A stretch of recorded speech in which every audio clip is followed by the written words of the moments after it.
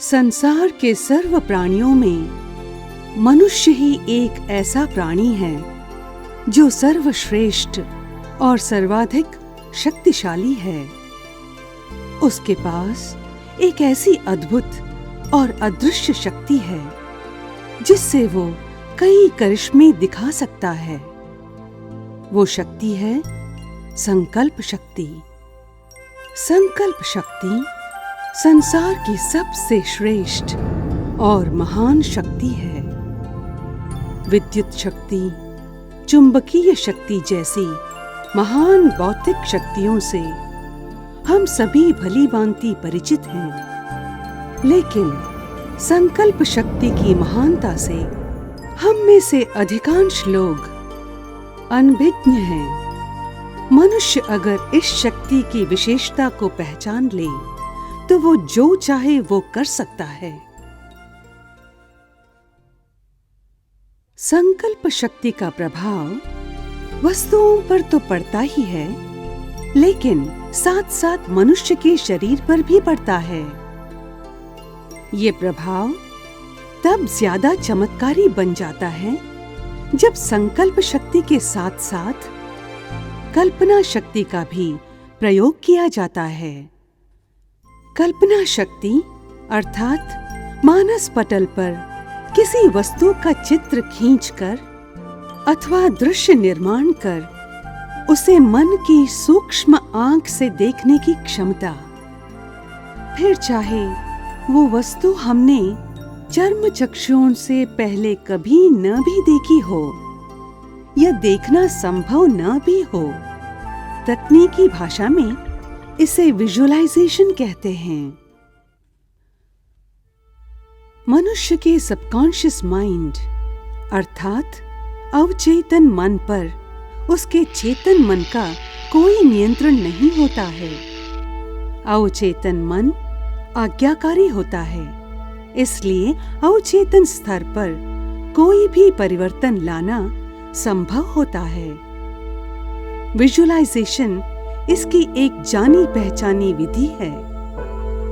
पिछले 3 दशकों से इसका प्रयोग उपचार विधि के रूप में किया जा रहा है और ये विधि बहुत ही प्रभावकारी साबित हुई है। राजयोग मेडिटेशन के अभ्यास में भी विजुअलाइजेशन की ही अहम भूमिका होती है। आज कई लोग diabetes, stroke, coronary artery disease, high blood pressure और कैंसर जैसी बीमारियों से पीड़ित हैं। इनसे राहत दिलाने में राजयोग मेडिटेशन का बहुत बड़ा योगदान हो सकता है, जिसे हम इस प्रस्तुति द्वारा जानेंगे। हम सबके अंदर प्राकृतिक उपचार की क्षमता समाई होती है।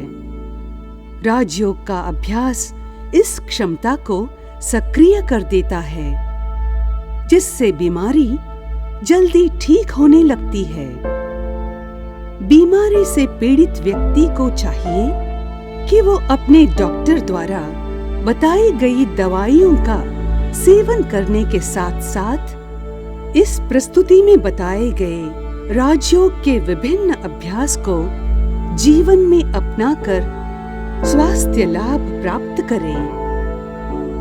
आइए हम राजयोग अभ्यास की एक सुंदर स्वास्थ्यवर्धक दुनिया में प्रवेश करें।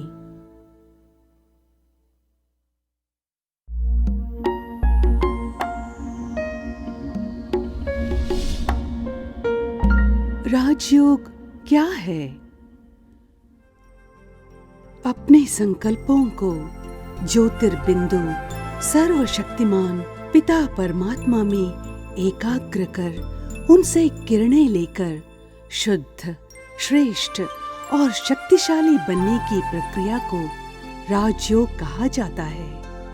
परमात्मा परम पवित्र हैं, शुद्ध हैं, पावन हैं, अतः उनकी याद से हमारा मन भी शुद्ध, श्रेष्ठ एवं पावन होने लगता है। मन के संकल्पों पर नियंत्रण आता जाता है, अर्थात मनोबल बढ़ने लगता है। इस मनोबल से फिर हम जो चाहे कर सकते हैं।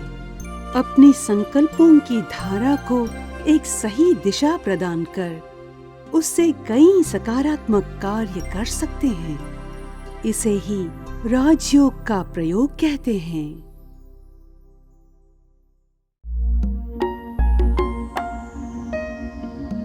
अब हम देखते हैं कि मधुमेह रोग में क्या होता है। वास्तव में अगर देखा जाए तो हमारा शरीर एक मशीन की तरह है जो दिन रात जन्म से लेकर मृत्यु तक निरंतर चलता ही रहता है। इस मशीन को चलाने के लिए आवश्यक ऊर्जा हमें भोजन से प्राप्त होती है। सारे दिन में हम जो कुछ भी खाते हैं वो ग्लूकोज के रूप में रूपांतरित होता है और रक्त के माध्यम से शरीर की एक एक कोशिका में पहुंचकर उसे ऊर्जा प्रदान करता है। शारीरिक प्रक्रियाओं को ठीक रीति से चलाने के लिए रक्त में ग्लूकोज की निर्धारित मात्रा का होना आवश्यक है। अगर ये मात्रा कम हो जाती है तो कुछ ही मिनटों में उसका दुष्प्रभाव देखने में आता है। हमारा मस्तिष्क तो ग्लूकोज के बिना चल ही नहीं सकता है। यही कारण है कि मस्तिष्क को जब ग्लूकोज नहीं मिलता है तो व्यक्ति तुरंत ही बेहोश हो जाता है। इसके विपरीत जब रक्त में ग्लूकोज की मात्रा अधिक हो जाती है तब भी शरीर के सभी अंगों पर इसका दुष्प्रभाव पड़ता है। रक्त में ग्लूकोज की मात्रा को संतुलित बनाए रखने के लिए हमारे शरीर में कई हार्मोन्स होते हैं। उनमें से इंसुलिन एक मुख्य हार्मोन है। इंसुलिन का स्राव पेट के पृष्ठभाग में स्थित पैंक्रियाज नामक ग्रंथि के बीटा सेल से होता है। ग्लूकोज को शरीर में दूर दूर तक फैली हुई एक एक कोशिका के अंदर पहुंचाने में इंसुलिन एक चाबी की तरह काम करता है। इंसुलिन के बिना जब ग्लूकोज कोशिकाओं के अंदर प्रवेश नहीं कर पाता तो रक्त में इसकी मात्रा बढ़ने लगती है। इसे ही मधुमेह कहा जाता है।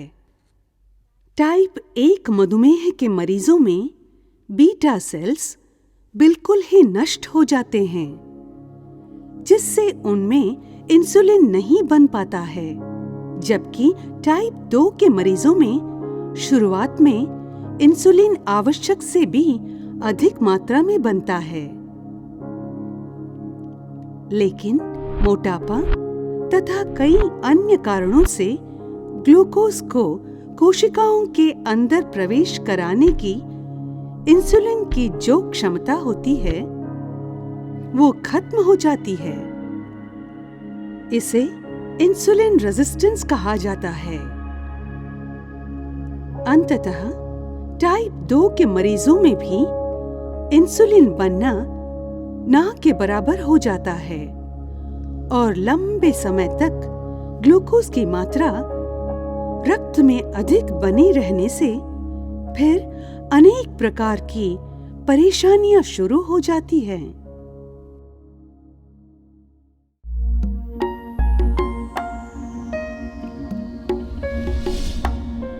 मधुमेह पर राजयोग का प्रयोग।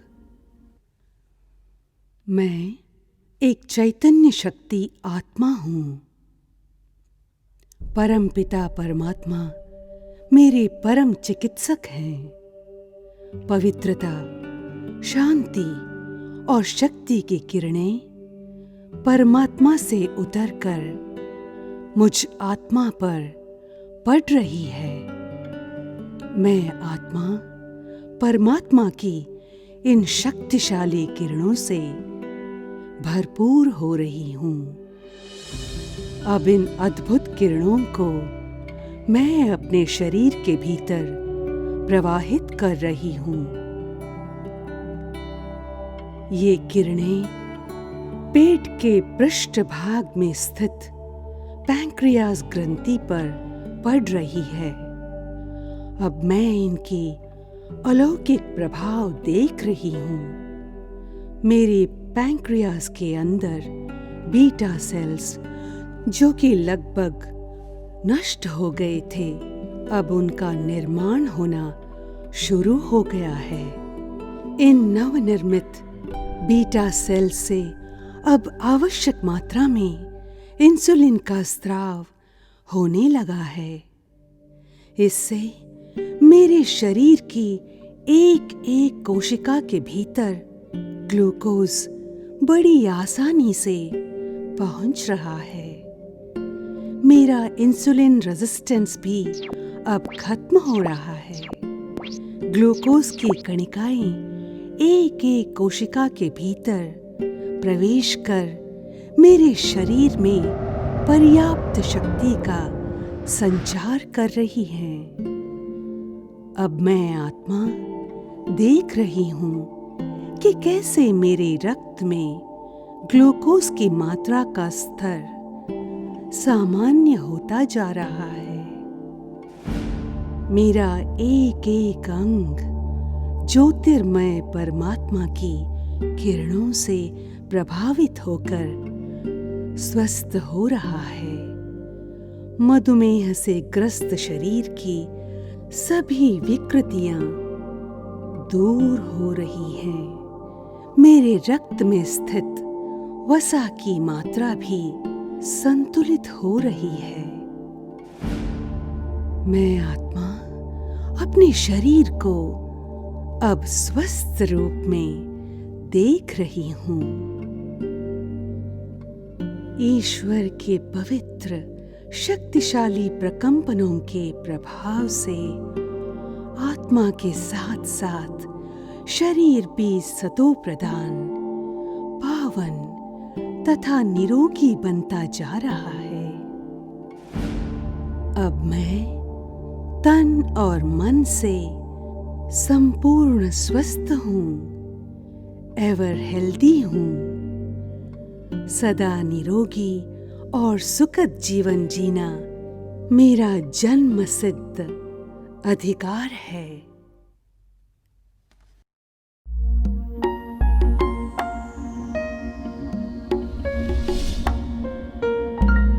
ये अभ्यास कब करें?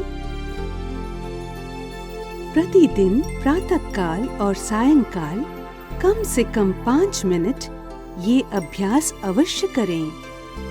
दिन में भी जब जब समय मिले इस अभ्यास को दोहराते रहें। इससे तन और मन दोनों स्वस्थ होने लगेंगे। मधुमेह के रोगी इस अभ्यास से अवश्य लाभान्वित होंगे।